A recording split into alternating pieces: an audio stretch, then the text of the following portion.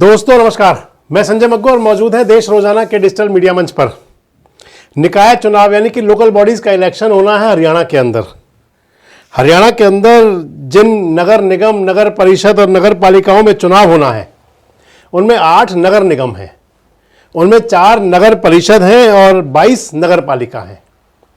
इसके साथ ही कुछ ऐसे क्षेत्र हैं कि जिनमें पूरा चुनाव होना है, यानी कि नगर निगम के लिए पार्षद से लेकर के और मेयर तक। और कुछ ऐसे स्थान हैं जैसे सोनीपत और अंबाला में, वहां केवल मेयर का चुनाव होना है। इस चुनाव को लेकर के तमाम राजनीतिक दल, तमाम पार्टियां अपनी जो कवायद कर रही हैं।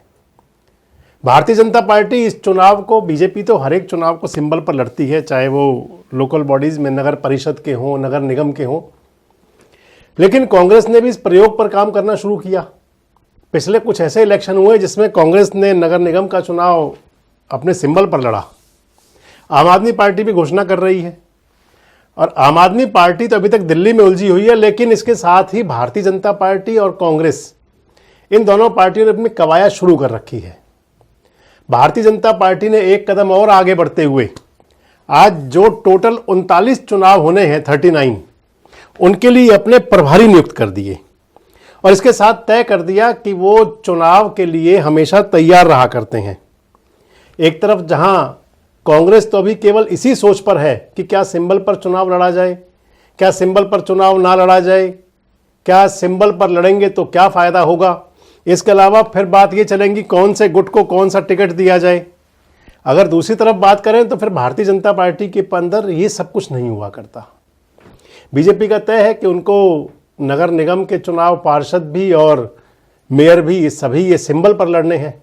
नगर परिषद के चेयरमैन का चुनाव सिंबल पर होना है, ये भी तय है। पार्षद का फैसला वहाँ की जिला कमेटी करती हैं। और इसके साथ ही नगर पालिका के चेयरमैन का चुनाव भी लगभग तय है कि सिंबल पर ही होगा। तो इसके लिए जो कवायद शुरू की है, सबसे पहला आज जो भारतीय जनता पार्टी के प्रदेश अध्यक्ष हैं मोहनलाल बड़ौली, उन्होंने सभी 39 उन निकाय संस्थाओं जिनमें चुनाव होना है उनके लिए अपने प्रभारी घोषित कर दिए। और इसके साथ ही ये भी कह दिया कि जो प्रभारी लगाए जा रहे हैं ये संबंधित जिलों की टीम के साथ में, संबंधित जिलों की संगठन और सरकार के अंदर, यानी कि पार्टी के संगठन के जिलाध्यक्ष, मंडल अध्यक्ष, इन सभी के साथ में, और फिर पार्टी के सरकार के लोग, वहां के विधायक, सांसद, मंत्री, उनके साथ बैठ करके समन्वय बिठा करके कैंडिडेट भी तय कर लेंगे। यानी कि मान लें कि अगला कदम शुरू हो गया। जो नाम निश्चित किए गए हैं, जिनको प्रभारी बनाया गया है, अगर मैं आपसे उनकी डिस्कस करूं, चर्चा करूं, तो फरीदाबाद नगर निगम के लिए मनीष ग्रोवर को कामकाज दिया गया है। मनीष ग्रोवर यानी कि जो रोहतक के पूर्व विधायक, पूर्व लोकल बॉडी मिनिस्टर। गुरुग्राम के लिए सुभाष बराला, राज्यसभा के सदस्य, भाजपा के पूर्व प्रदेश अध्यक्ष, ये प्रभारी होंगे। मानेसर में बल्लभगढ़ के विधायक और पूर्व परिवहन मंत्री मूलचंद शर्मा होंगे। पानीपत का मेयर का चुनाव कैसे लड़ा जाए, नगर निगम का चुनाव कैसे हो, इसके लिए जो रूपरेखा बनाएंगे वो बनवारी लाल है, पूर्व मंत्री हैं। रोहतक के अंदर पार्टी के जो महामंत्री हैं एडवोकेट वेदपाल, तो हिसार के अंदर पूर्व मंत्री कंवरपाल गुर्जर और करनाल के अंदर पूर्व निकाय मंत्री कमल गुप्ता, ये जिम्मेदारी संभालेंगे। अगर बात नगर परिषद की करें तो फिर जिन 4 नगर परिषद में चुनाव होना है, नगर परिषद के चेयरमैन का भी और पार्षदों का भी, तो उनमें अंबाला सदर के लिए अशोक गुर्जर को जिम्मेदारी दी गई है। गुरुग्राम जिले की पटौदी नगर परिषद में दीपक मंगला पूर्व विधायक हैं, वो देखेंगे। सिरसा में सुभाष सुधा हैं, पूर्व लोकल बॉडी मिनिस्टर हैं, ये भी वो देखेंगे। और थानेसर की जिम्मेदारी असीम गोयल को मिली है, पूर्व परिवहन मंत्री को। इसके साथ जो बाकी बची हुई 22 नगर पालिकाएं हैं, 22 नगर पालिकाओं के लिए भी प्रभारी तय कर दिए गए हैं। अंबाला जिले की बराड़ा है, वहां पर मदन मोहन होंगे। बवानी खेड़ा है, वहां पर जेपी दलाल होंगे, पूर्व मंत्री, भिवानी जिले की बवानी खेड़ा है। सिवानी मंडी में वेद फूला होंगे। लोहारू के अंदर देव कुमार शर्मा को बनाया गया है। जाखल मंडी में बिशंबर वाल्मीकि, पूर्व मंत्री, उनको जिम्मेदारी दी गई है। फरुख नगर में पवन सैनी, पूर्व विधायक है, उनको ड्यूटी लगाई गई है। नारनौंद के अंदर धूमन सिंह किरमिच है, चेयरमैन है, उनको लगाया गया है। आदमपुर का अमरपाल राणा देखेंगे। बेरी में शंकर धूपड़ देखेंगे। जुलाना में राजकुमार कटारिया होंगे, तो पुंडरी एडवोकेट विजयपाल सिंह के जिम्मे किया गया है। कलायत का चुनाव भारत भूषण की जिम्मेदारी होगी, तो C1 के अंदर धर्मवीर मिर्जापुर लगाए गए हैं। इंद्री में रोजी मलिक आनंद हैं, उनकी ड्यूटी लगाई गई है, तो नीलोखेड़ी में अमरनाथ काम संभालेंगे। कनीना में नूह के पूर्व विधायक, सोहना के पूर्व विधायक हैं संजय सिंह, पूर्व मंत्री भी सरकार में थे, उनकी ड्यूटी लगी है। अटेली मंडी में महेश चौहान, तावड़ू में गोपाल शर्मा, हथीन में समय सिंह भाटी, कलानौर में सत्य प्रकाश जरावता, खरखौदा में हुक्म सिंह भाटी और रादौर में नीता खेड़ा।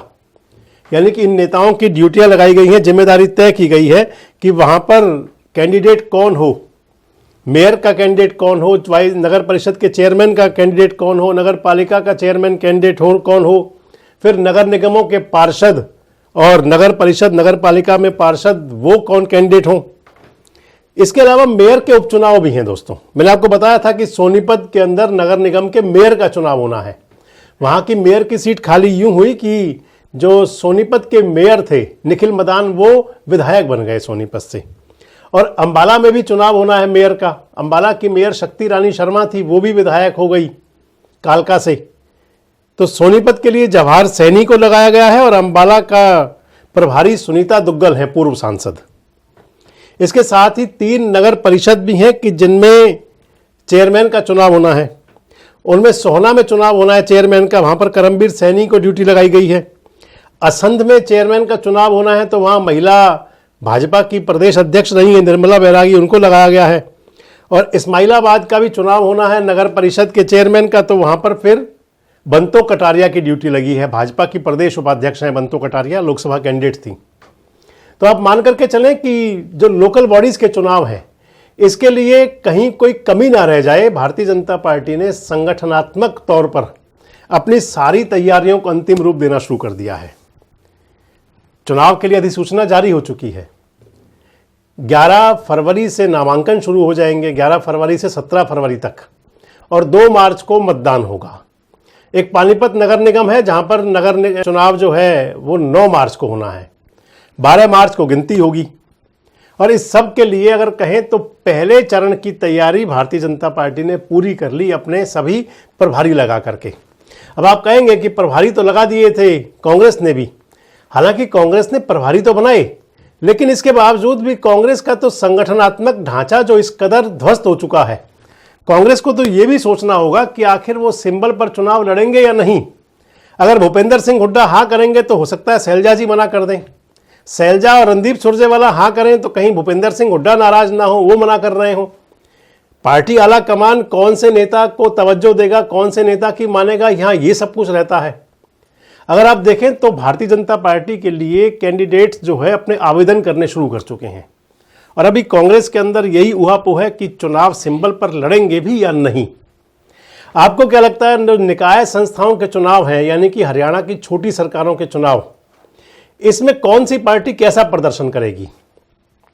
क्या भारतीय जनता पार्टी अपना लगभग 4 महीने पहले जो विधानसभा चुनाव हुए थे उस प्रदर्शन को वापस दोहरा पाएगी? क्या कहीं कांग्रेस या आम आदमी पार्टी कोई बीजेपी के लिए खतरा बन सकती है, कोई डेंट दे सकती है? और या फिर हरियाणा का जो लोकल बॉडीज का चुनाव है ये कौन सा नया रंग भी ले सकता है? कमेंट्स बॉक्स में जरूर बताएं। जुड़े रहे हमारे साथ, देखते रहे देश रोजाना। हमारे साथ जुड़े रहने के लिए देखते रहिए देश रोजाना का यूट्यूब चैनल सब्सक्राइब कीजिए। साथ ही देश रोजाना की खबरें सबसे पहले देखने के लिए प्रेस कीजिए बेल आइकन।